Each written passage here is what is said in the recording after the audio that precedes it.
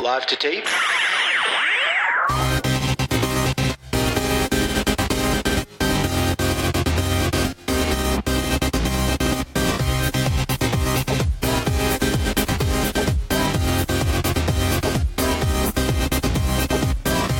Welcome to Millennial Season 3, Episode 19. I'm Andrew. I'm Elisa. And I'm Laura.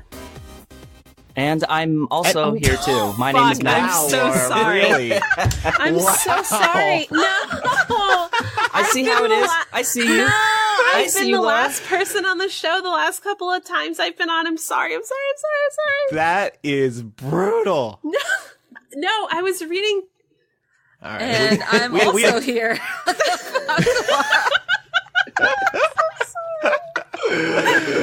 We have too much to talk about to fight over what just transpired.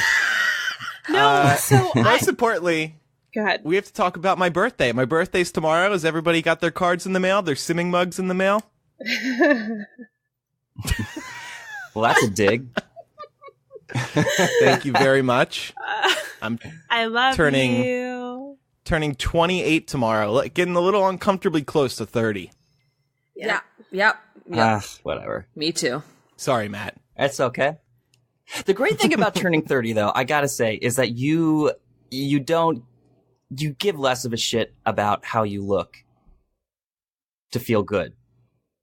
You know? But Matt, you still look perfect. I was What are going you to talking say, that's about? fucking easy but, for like, you to say. Okay, God damn it. Let me talk. Okay, so, like, when you're in your 20s, like, stereotypically, you try to look physically good so you can feel good on the inside. No, I didn't. Okay. No. Well, all right. Well, you three may not have sent me a card, but my new millennial love, Riley, did. I haven't opened it yet, though. But at least someone related to this show cares about me. Is this the person that you started talking to on Grindr? Tinder. I can't even keep track. Tinder. How many is this now? Tinder. Yes. Okay. Yes. And thank you. Okay, and he knows that you're the Andrew Sims. Yes. Okay. Yes, and he didn't bait and switch me. It was he was upfront about it from the get-go that he was a millennial listener. So, yeah, you know, he is the cutest ballerina I know. Unlike you people. Wait, he's a ballerina? He's a dancer. Oh, shit. Anyway, Laura, you're officially a homeowner? I am. Yeah, I closed on my house on Friday. I'm so fucking glad that shit is over. Ugh. Yeah. How does it feel? Are you happier? Yes. Well, I don't know that I'm like happier with life per se, but I feel really good about the house. I feel like it's a good. I mean, I'm still pretty fucking depressed, but I have an investment. Yeah, pretty much. To be fair. Good. No. Everything's awful. No, but it's good. It's good. I can cry in peace now. Yeah, I can cry in the solace of my own home, and only the neighbors will hear me, so. And no one can give you 30 days notice that you gotta leave. That's right. I'll cry in here loudly as much as I want. That's right. I own this place. You can't kick me out. Well, good. We're all very happy for you. And Matt, you just completed a very big move as well. Yeah, huge. I literally measured it. I have moved 4 feet from my door. Wow, congratulations. Are you happier as well? Yes, but it's not because of the move. I upped my meds. So Good for you. thank you. It's, my life. God bless, All right. So Laura's got her life together. I found love. Matt had a big move. Elisa, how are you doing? I'm recovering from high expectations as regards my IUD experience. I went and had that done. God, I guess it was Friday, and no fucking bueno, guys. Just What? No fucking. Wait, I'm confused. Like, how can you have high expectations for an IUD? Like, Well, I thought, as in, I thought it would go well. I thought it would be a smooth process. I thought that, it would all be okay. As it turns out, I've been living in like the ninth circle of hell ever since, and it was excruciating. I gotta tell you, I feel a little left out of the whole adulting shit that's going on here. Laura just bought a house. One of my close personal friends, I can't say who, not that anyone knows who she is, but it's a secret now. She just told me she's pregnant. My first, Oh shit! yeah, my first like friend, like real friend, not like an acquaintance, but like legit friend, is pregnant. your mom Laura's is a pregnant? homeowner. Here I am, just like, no, I just forever young. Give me no children. I'll just keep renting. That's fine. Well, look, some people, just dealt a bad deck of cards. Yeah, I'm one of them. Wait, Well, so yeah. I want to the IUD is an adult move. I guess. know what this I mean- nightmare though is. Like, what happened? Did you lose it? So no, I didn't fucking, okay, I mean, I lost it, but this time it was on purpose. It's supposed to be inside of you. So, I mean, I go to my GYN, and she explains to me, okay, this is what's gonna happen. She's like, you're gonna feel a little pinch, and then some pressure, probably something akin to like a period cramp, and you're gonna feel that twice, because first I have to measure your cervix, and then I have to actually insert. I'm like, okay, fine. So I feel the pinch. It's not great, but it's not awful. And then there's like a bomb that explodes inside of my abdomen. And I'm not kidding, guys. It is like every period cramp I've ever had in my life rolled into one. And I screamed, like physically screamed out in pain. I start cold sweating. I get very dizzy and faint. And it's funny because as this is happening, my doctor, who's down like, with her head between my crotch, she's like, by the way, if you start feeling a little nauseous, it's totally normal. Just as she says that, I think I'm about to vomit. And she, that's only the first one. She's like, okay, you're all measured and everything looks good. Now time to put the IUD in. Like, what the fuck, you crazy bitch. This is not acceptable. But she says it went in fine. It didn't feel fine to me, but I probably languished in misery for a good hour after that and was just like a ball of agony. Like to the point of almost crying, legitimately, like almost tears. It was so painful. Did they not prescribe you anything to dilate you before this? No. Okay, that must, because my doctor gave me medicine to dilate my cervix before I got mine to make it easier to stretch open. Oh no, I got nothing.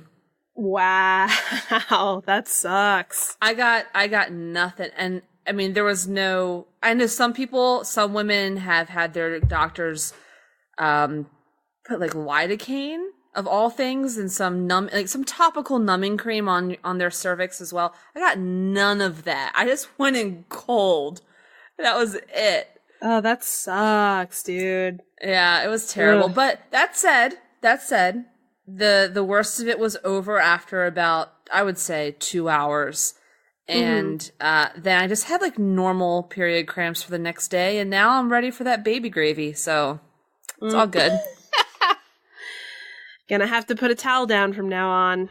Yep. Oh Lord. Yep. So Andrew, I mean, when you're ready, I'm here for you. Well, my brother's moving to DC tomorrow, or in 2 really? days.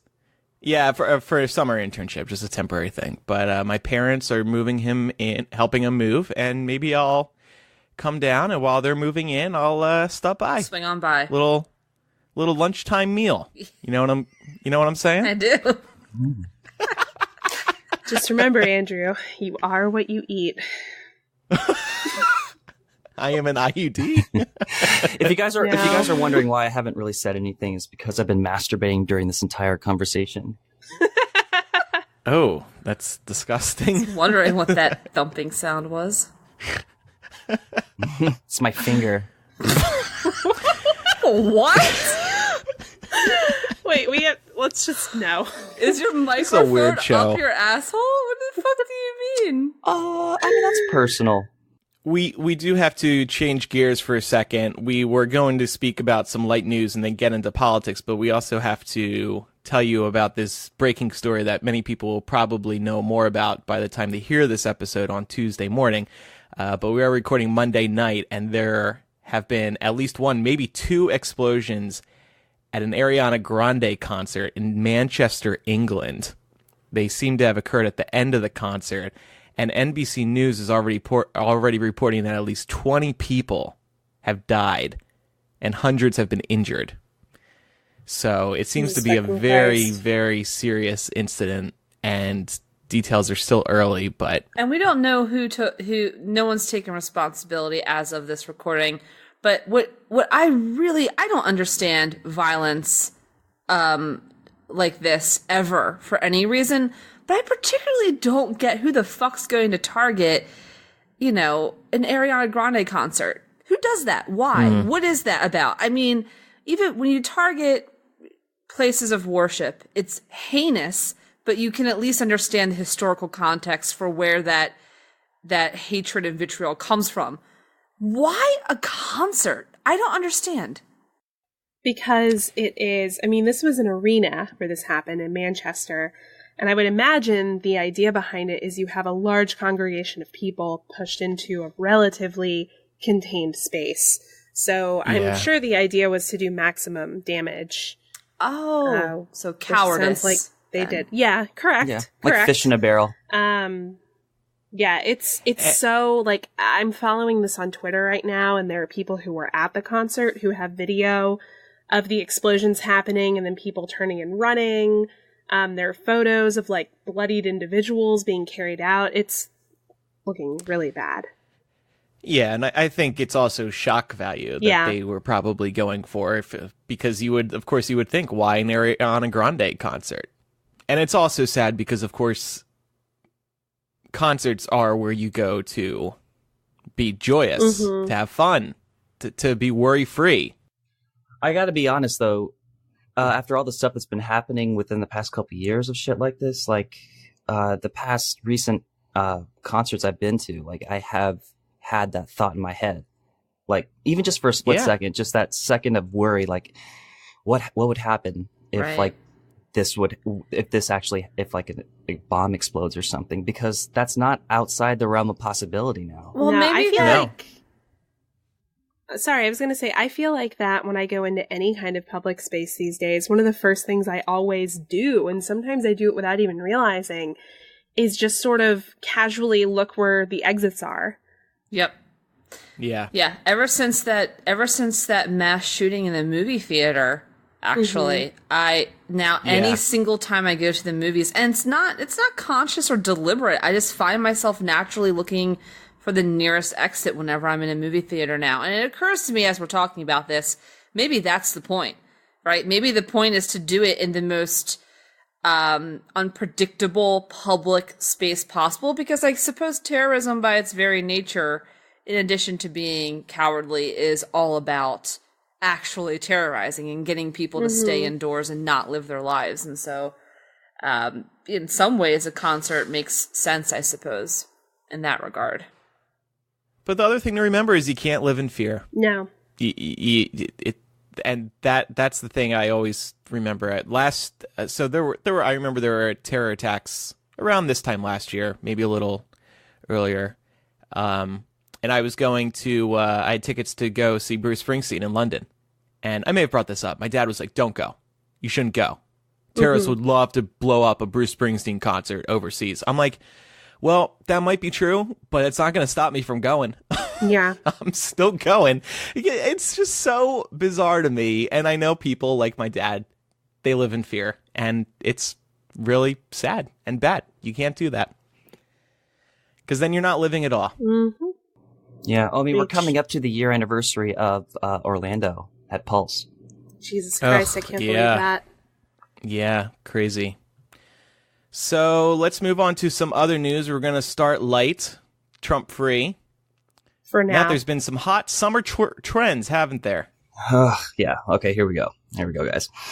All right. So it looks like the fashion trend of the summer is going to be the new romper that is designed specifically for men.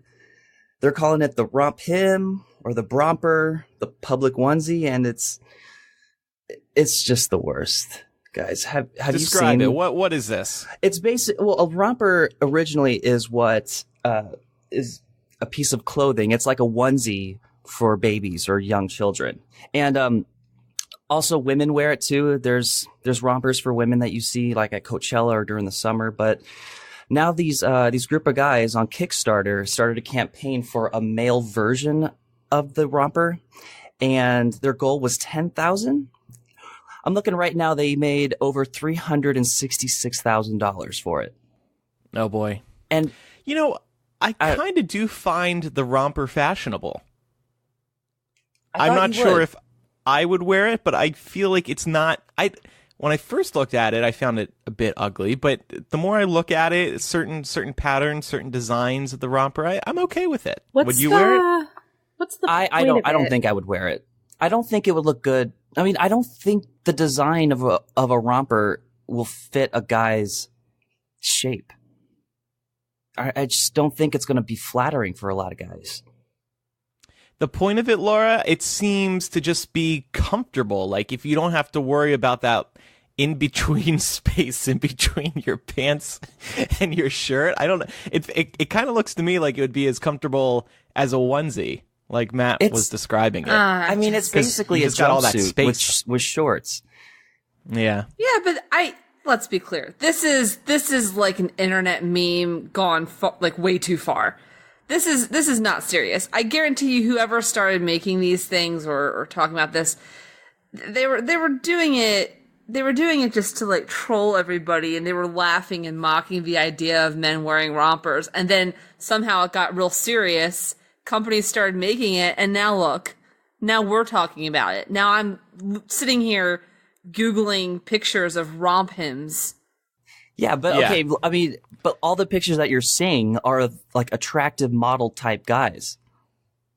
Like, could you see your boyfriend in a romper or romp him? No, I couldn't. But I'm looking at the models on Google right now, and they are traditionally attractive men whose features are ruined by the fact that they're wearing a polka dot onesie. I'm actually going to share this photo with you guys. It is a actual polka dot onesie. Would you break up with your boyfriend if you showed up wearing one of these, though? For sure. Let's move on to the next trend for people who are can't focus. Yeah, okay, so speaking of can't focusing, so there's this new toy that's becoming a huge viral thing going around in elementary and junior high schools especially, and they're called fidget spinners. Fidget spinners are basically, there are 2 or 3 paddle-shaped blades that kind of look like two boomerangs that are attached together. And they attach to a center core. And what you do is you squeeze the center, and then you flick the blades, and they spin. And that's it. I gotta say, guys, we're sitting here talking about this shit, and we sound so obscenely old. I know. That's what I. That's I feel like we're on the Today Show. Like when did we get talking old? about summer trends? When did we become adults? Well, back in my day, we had Tamagotchis. These truly are the thing of the summer, though. You're going to be seeing a lot of them. I was down in Ocean City the other day. It's the beach town my family always goes to. And on the boardwalk, there's always that summer trend, that thing that all the stores are selling, you know, yo-yos, Pogs, last year, Pokemon cards. Shit. Yeah, all that. The things you throw up in the air and they snap back, whatever. This year, all the stores had these fidget spinners, and SNL did a parody of fidget spinners. It was hilarious this week. Yeah, it was really funny. But I don't get. I was surprised they did it because I didn't think it really reached that level yet, but I guess it has. Yeah, I mean, schools are already banning them from class because they're saying that it actually distracts kids instead of keeps them focused. Because that's what they're selling it Matt, as. we know you fidget. Do you think this would help you? Do you own one yet? I might buy one only because they're really cheap. They're like $3 or $4 at the starting price. I don't think I would buy it unless I was experimenting with it, but I can't say that I hate it, because I think it is like one of those fads and just novelty things. But I don't know, like other trends though, like troll dolls, Rubik's cubes, Beanie Babies. Before we go, I wanted to read this little theory that I saw for a sociologist, and I want to see if you agree with her. She says, toy fads are important because they represent something novel, different. An important part of childhood is gradually separating yourself from your family and becoming your own person. We can see this when middle school children announce a taste for music that diverges from their parents. And it's a way of declaring, I'm my own person. So do you think that attributes to the fact that, you know what, you just don't get it? This is for us. I think that sounds like a lot of horse shit. I think that when every single person in your class or age group is doing it, you can't rightly then say, like, this is my thing. Look how unique I am. Like, I mean, listen, we all have those things. I did it too, but like, it's no, that sounds like overanalyzing what is ultimately just a trendy fad. I miss my marbles. I do agree with the point that it's different, though. It's something new and fresh. It's not like these fidget spinners aren't like anything we've seen before. Yeah, I don't know how on earth they take off, though. I mean, it could be because everyone in your class has one, but I mean, when I was a kid, like having something that I would want that my parents don't understand or didn't get, that was kind of like a mini rush. Like I enjoyed that. Yeah, it was fact. cool. Yeah. Well, here's somebody who probably could have used a fidget spinner instead of texting minors. Anthony Weiner. He has pleaded guilty to criminal charges. He's going to be going to jail. He pleaded guilty to the charge of sending dick pics to a minor. Now, this part was really eerie to me. The minor, the 15-year-old girl, was in the courtroom, and he faced her and apologized to her face, which... Ooh, I don't know. That seems really creepy. When you to said me. face, I thought like he was FaceTiming her. That was like my immediate. The judge go-to. says you must FaceTime her and apologize right now and keep your clothes on. No, he admitted that he does have a problem, and he has no excuse for it. He said these destructive impulses brought great devastation to my family and friends and destroyed my life's dream of public service. I am committed to making amends to all those I have harmed. So, moving on to a couple Trump updates now. Last episode, Pam, Elisa, and I were trying to sort through it all, and since then there's been several more big bombshells, including this one. Trump told his Russian pals who visited the Oval Office without any U.S. media in the room, just that Russian photographer, that firing Comey relieved, quote, great pressure from the investigation. What's more, the White House didn't deny these remarks were made, and it was just ended up being further proof that he did fire Comey just to get rid of the Russian investigation. It had nothing to do with, they mishandled Comey mishandled how the Hillary investigation happened. Trump said, quote, I just fired the head of the FBI. He was crazy. A real nut job. I faced great pressure because of Russia. That's taken off. So, my first question is, in light of all of these leaks, who the hell in the White House wants to see Trump out? Because for this direct quote to leak is really significant. It must have been somebody pretty significant in the White House, right? Yeah, it's hard to say. One thing that I think we should all keep in mind is the advice that George W. Bush gave Barack Obama before he came into office. And it was, do not piss off the intelligence agencies because they will get you. And Trump has definitely pissed off the intelligence agencies at this point. So I would not be surprised if in some way they had something to do with all of these leaks coming out. And they may have a mole in the White House. I don't know. But I'm just waiting to see when it's going to matter. Like, when is something that he says or does actually going to mean something? Yeah.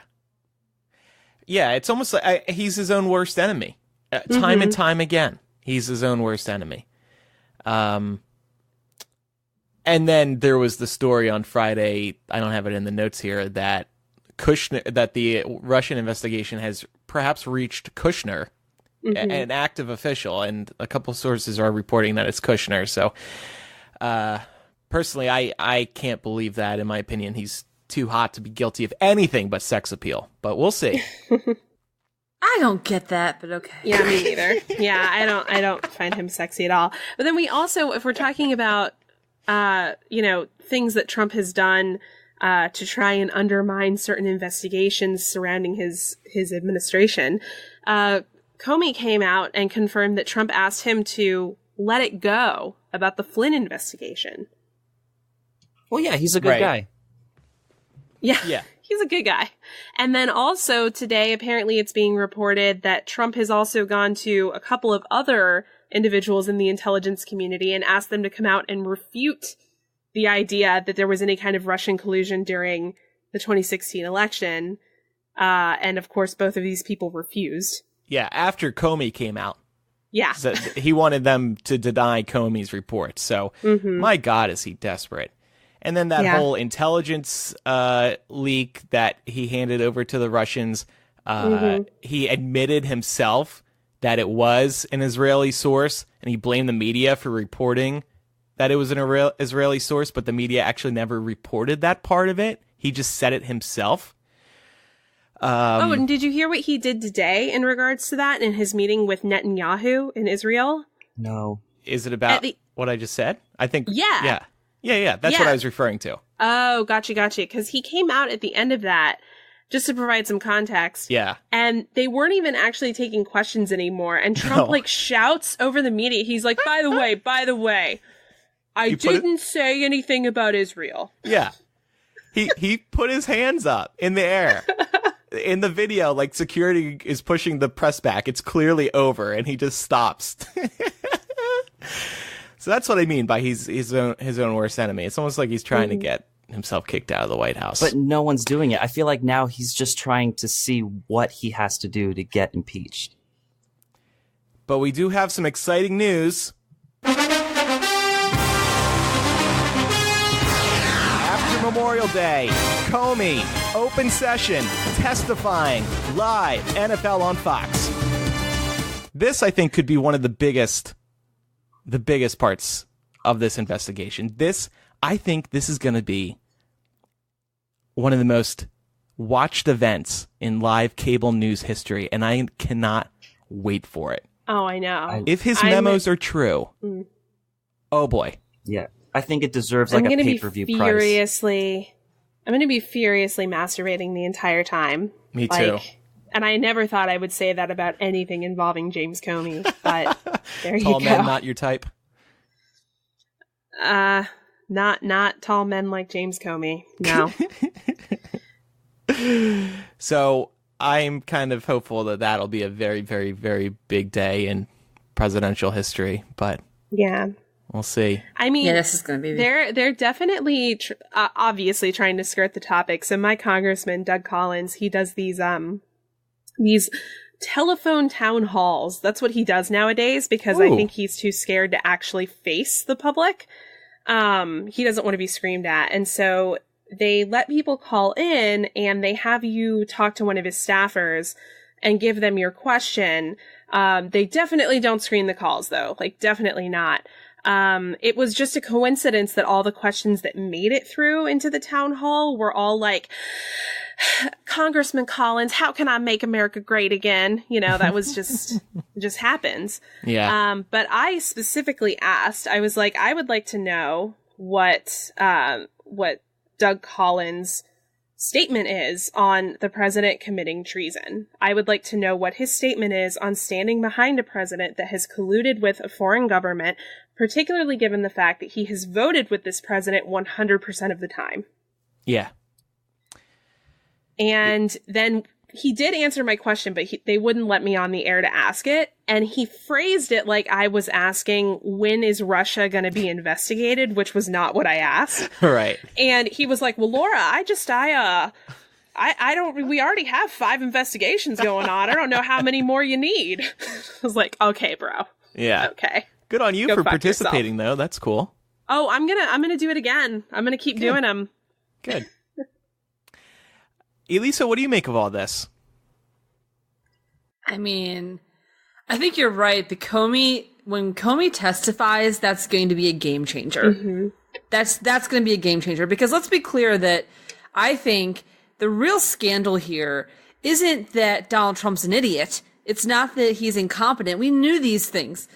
The real scandal here is the obstruction of justice angle, and the idea that he deliberately attempted to obstruct justice by either firing Comey in order to ease pressure off of the Russia investigation, as he himself said, or tried to pressure the FBI into letting the investigation go. But either way, that's obstruction of justice, and that is the exact charge that got Nixon in the end. Mm-hmm. So when we impeached Nixon, it was because Nixon attempted to thwart an investigation into his own campaign. So there's precedent for this. Now, we're in very different times, so I'm not saying it's going to turn out exactly the same way.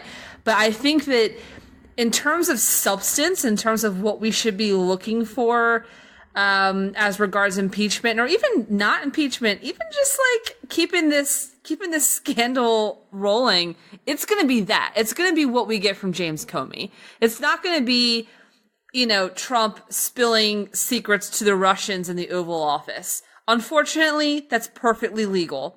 And it's incompetent, but it's legal. And it's not going to be some dumb thing he says when he's in Israel. We have a right to be upset about that, but it's perfectly legal. Yeah. It's not going to be any of these auxiliary things. If anything gets him in the end, it will be obstruction of justice. Yeah. And so that's what we should be keeping our eye on the prize. Yeah. I'm pretty pumped to see what Comey says. Yeah. Me too. Because obviously the memo story was very significant, but hearing it directly from his mouth, what the memo said, will be an even greater deal. Exactly, and he's going to be under oath, and so the question at the end of the testimony is going to be, how does the White House respond?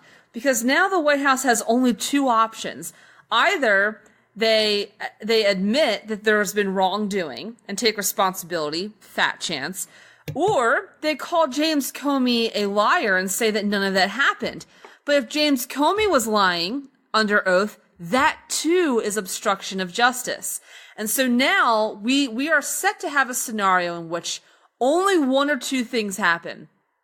Either Comey is guilty of obstructing justice by lying under oath and he goes to jail, or President Trump is guilty of obstructing justice and there's grounds for impeachment. Mm-hmm. Those are the only 2 possibilities at the end of this twisted little fairy tale. Yeah. There's also another part that we have to think about too, is that whatever the White House says as well, President Trump might say the exact opposite because he's done that before. You mean he could say the truth? No, but I mean, like, if the White House says, like, no, that's not true, he's lying, and then Trump says, yeah, no, it's true, and I'm the one who said it. Yeah, they've had a I know. problem keeping their shit together, and it's his fault again. Yeah, what do you guys make of this special counsel? Scott Mueller, is it? Is it Mueller or Mueller? Mueller. Yeah, Mueller. Bob. Did I get his name fucked up? I'm sorry. That's okay. The only thing I really know about him is that he was the FBI director for a while under Obama, right? And Obama liked him so much that he extended his tenure by a couple of years. Do I have that right? Yeah, that's right. So he was the FBI director just before James Comey, and when Obama was elected, his being Mueller's tenure was up. His 10 years at the FBI was over. Obama asked him to stay on 2 additional years because of what you just said. He's just very well respected. So he has some pretty serious credentials in terms, he knows exactly how these investigations go. He's been a prosecutor. He knows the FBI inside and out. And because he's been in law enforcement his entire life, he has pretty good credentials as being apolitical, really not giving a shit about the politics of this. So people seem pretty happy with the choice. I'm just surprised that they picked somebody who was actually qualified to do this. I mean, I was really expecting them to be like, let's get, I don't know. Steve Bannon.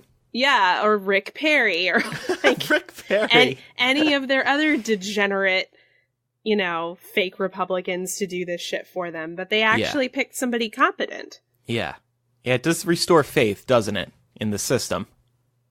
It can work. By the way, I don't know if I mentioned this part, but Comey will be testifying after Memorial Day. I was thinking maybe we have to make sure we're recording at least that night. I want to be. To react, yeah.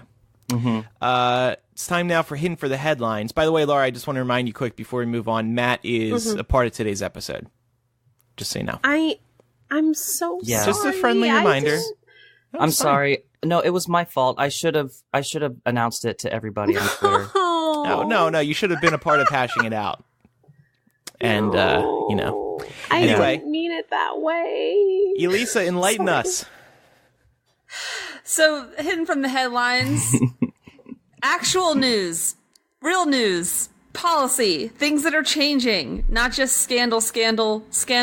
This is my greatest fear with the Trump presidency is that there's going to be so many balls in the air, and we're going to be so distracted and not knowing, when the hammer's going to drop, that everyone's going to forget that shit is actually still happening. Yeah. And a couple of the things that have happened just in the past week that would have huge consequences. Number one, Attorney General Jeff Sessions has ordered all federal prosecutors to pursue the toughest possible sentence for drug offenders and just for criminals in general, but specifically he mentioned drug offenders.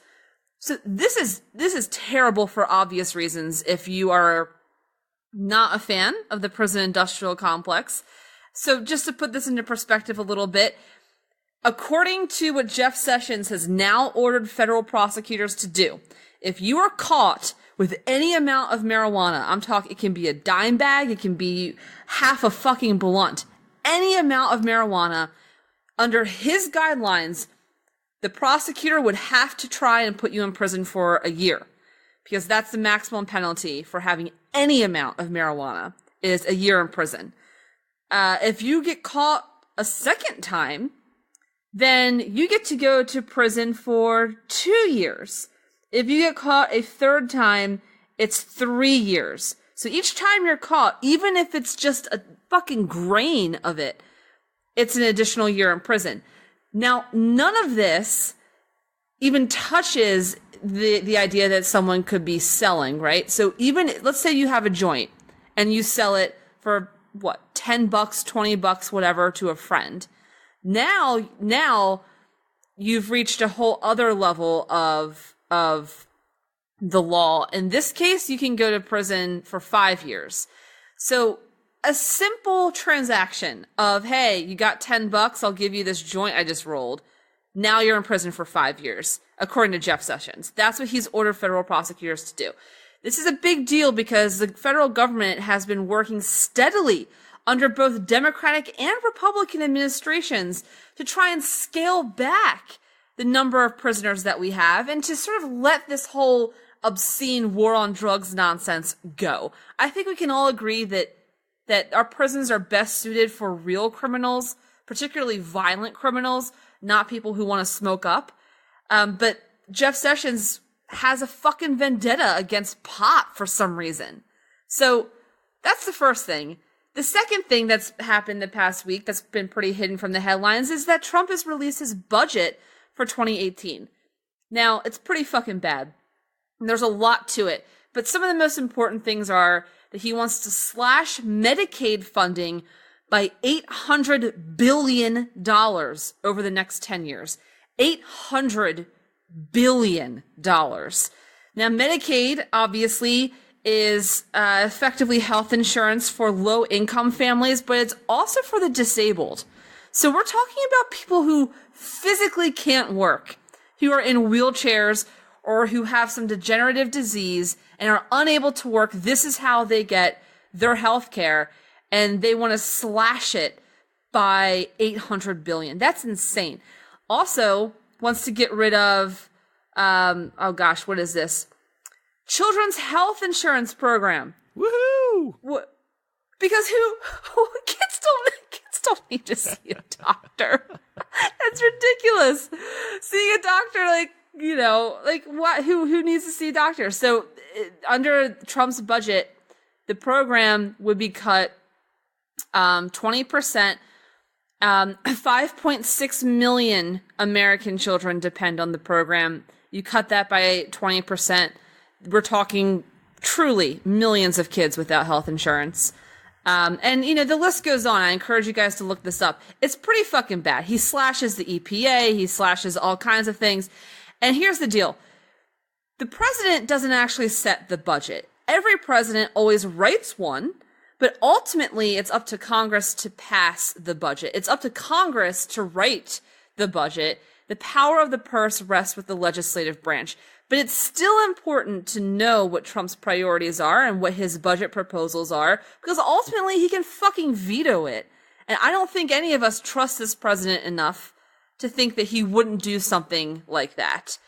And it also tells us where the Republicans are going to be starting from. Like, this is their base level. This is what they're going to try to appease the leader of their party, right? So it gives us some insight into what we can expect their own budget proposal to look like. So these are two really big things that have happened this past week that I don't think have gotten fucking any coverage. And I just want to get your guys' knee-jerk reaction to these things and thoughts on how do we stay on top of all this stuff?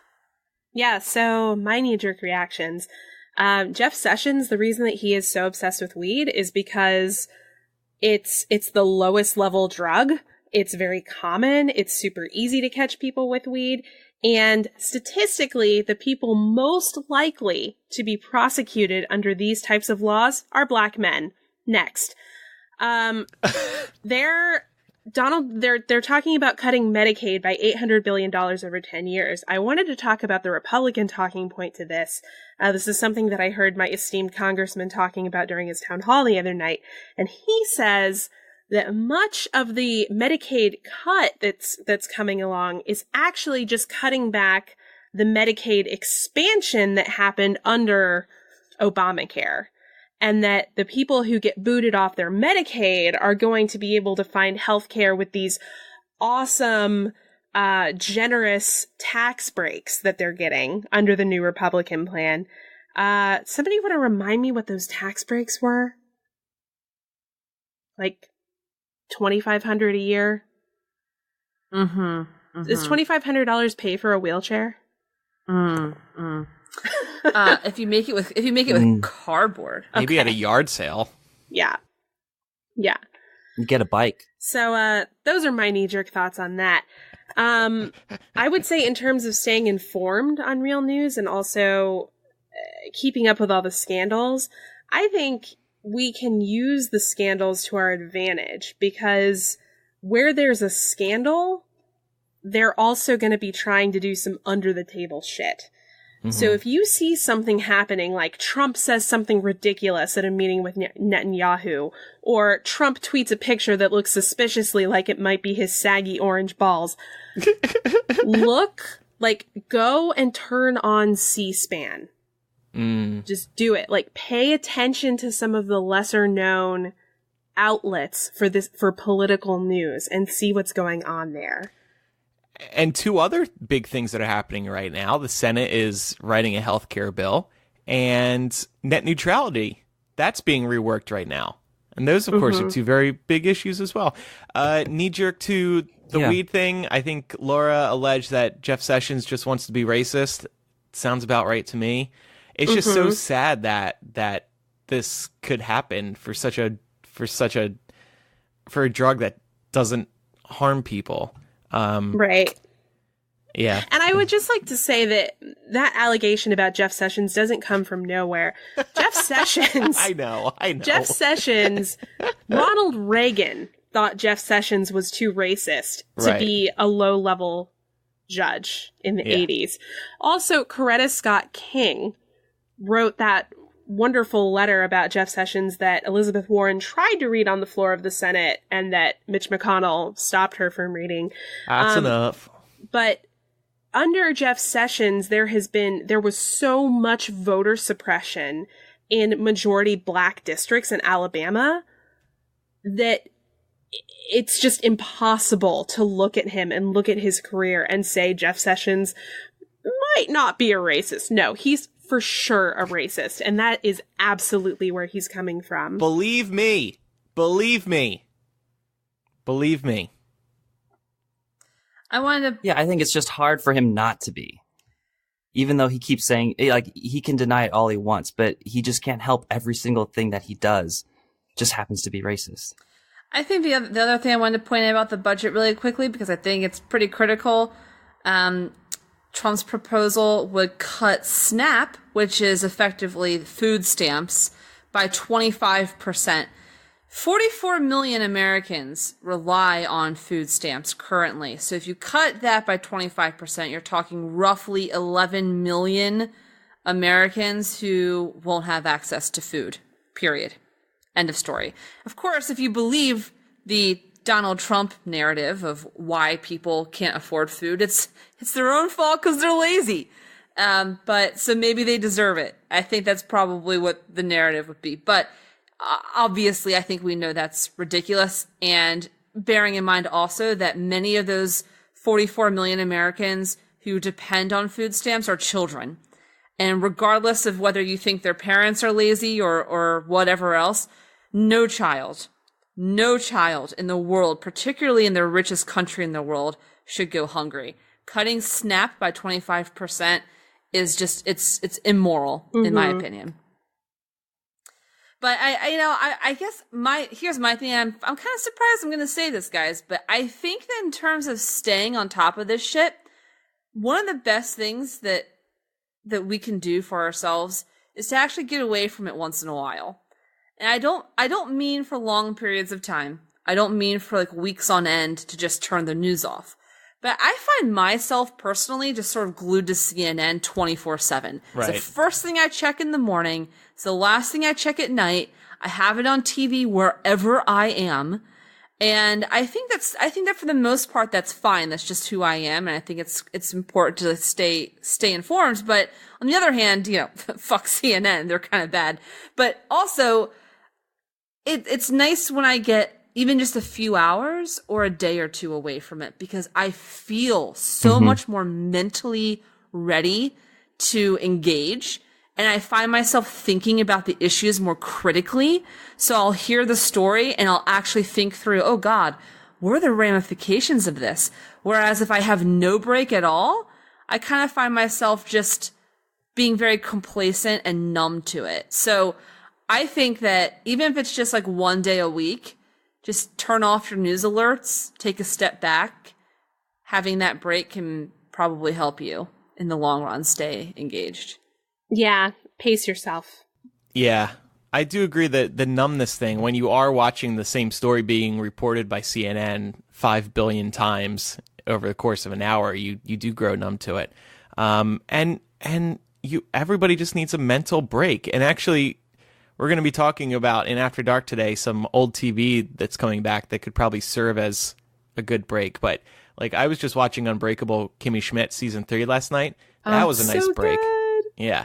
I could probably have cute. watched every single television show I've ever wanted to watch if it weren't for the fact that I spend so much time watching CNN. And sometimes I get really mad at myself about that. I'm like, wasting so much time watching all this coverage when I could actually make some headway through some shows. So I'm trying to be more aware of that, because you just get so sick of the same coverage. But like Elisa, glued to it. Yeah. So in After Dark, not only are we going to talk about old TV shows, we're also going to do some alternative facts. Elisa has a new game coming up for us.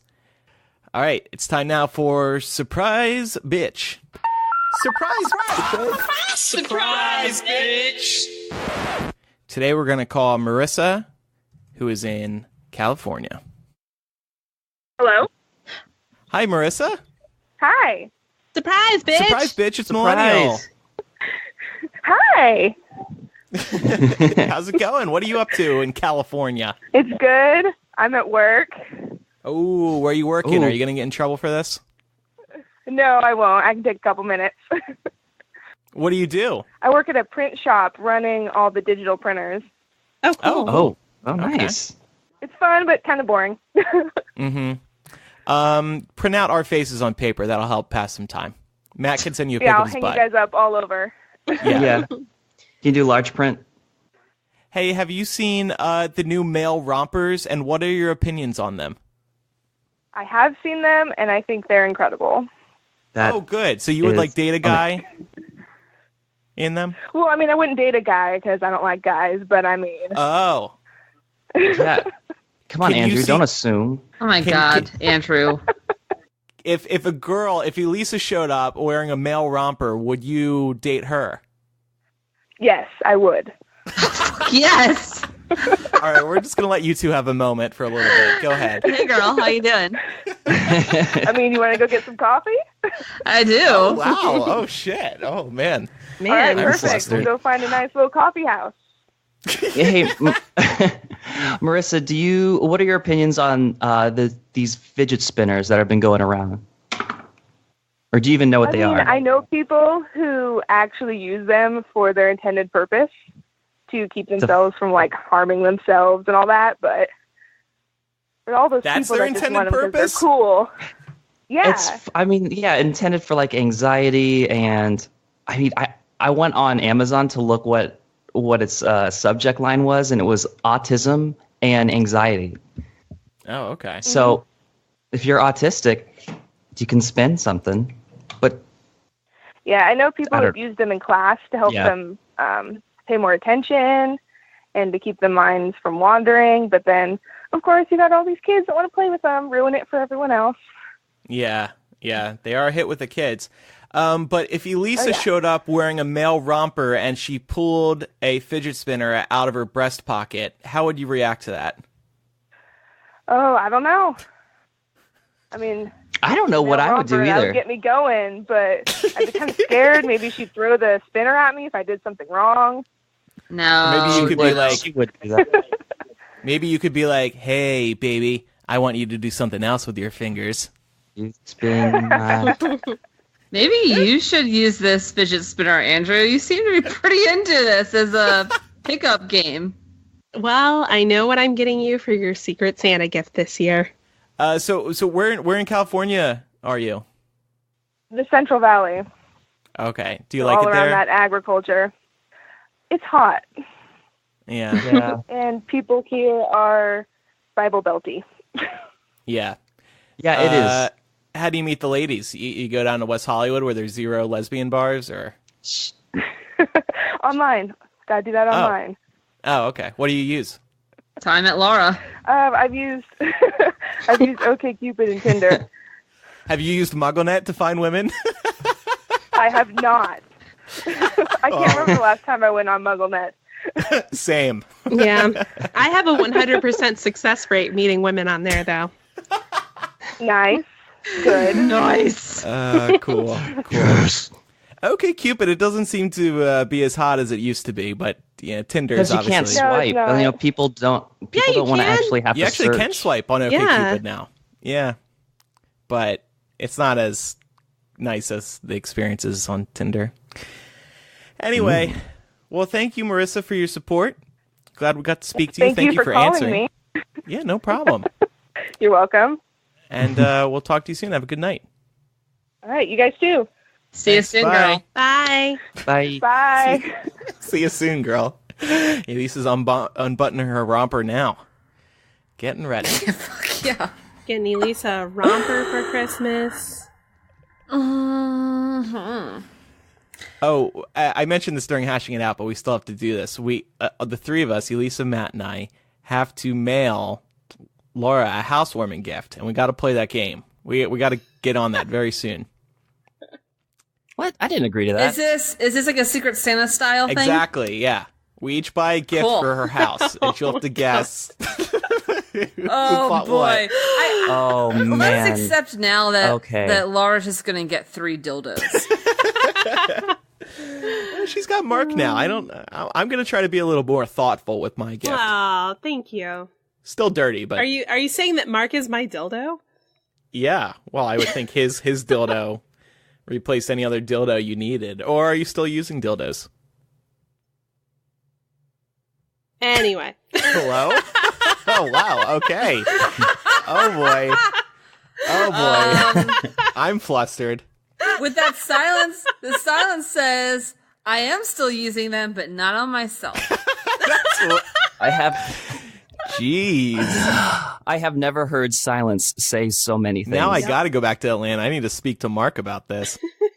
Please visit our website, millennialshow.com. Get all the information you need about this show. You know the drill. Also, patreon.com/millennial. We're going to be sending out a survey soon. We want to hear about what you think about our Patreon, how it's going, and what you would like to see in it. So once I get around to that, which is going to be soon, I promise, we look forward to hearing from you, helping our Patreon grow, because it does help this show continue. And like I said, coming up in After Dark today, we're going to be talking about some TV shows that are coming back, because that seems to be all the rage these days. I want to talk about why this is happening. I have some theories, and then we'll talk about if we're excited for any of these shows. I assume, Matt, you're really excited for Will and Grace and Roseanne. Don't assume. Oh. You don't know me. Okay. But yes. And we're going to play a game. So good stuff over on patreon.com/millennial. Little programming note, we will not be releasing a new episode next week. It is Memorial Day weekend. Laura's going to be busy with her dildos. I'm going to be busy. Yep. I don't know. Something related to my birthday. And spinning his fidget. Matt will be here, but we won't know he's here. And Elisa will be figuring out her IUD. So we're all very busy next week. But we wish you all a happy Memorial Day weekend. Unofficial start of summer. All right. Well, thank you everybody for listening. I'm Andrew. I'm Elisa. I'm Laura. And I forgot I was here. Sorry. And I'm Matt. thanks for joining us, Matt. Maddie. It was good having you. Thank you. Yeah. Yeah, Matt, we appreciate you being here.